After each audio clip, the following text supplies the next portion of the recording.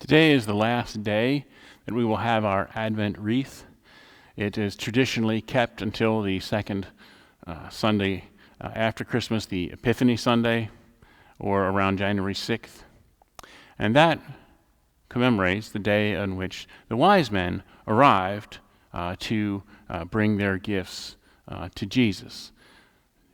They didn't arrive on December 25th. That's not the way the story reads, but rather a little bit later. And so that tradition of the coming of the wise men and the way that they were able to follow the light is today's thought. Wise men from the east came to Jerusalem, asking, "Where is the child who has been born King of the Jews? For we observed his star at its rising, and we have come to pay him homage."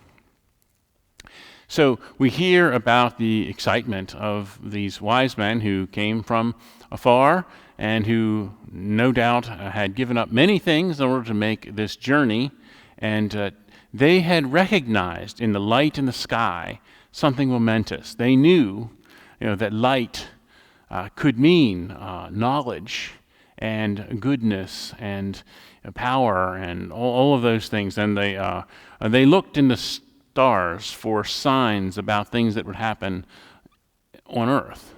And that light is what should continue to guide us. Not the light in the sky anymore, but the light of Christ. That light which gives light to all men had come into the world. And these wise men came and they paid homage to that. They saw how important it was, and they saw that it was universally important because they were not Jewish. This was not just something that happened for that one small people in all of the world. This was for everybody. It was for you and it was for me.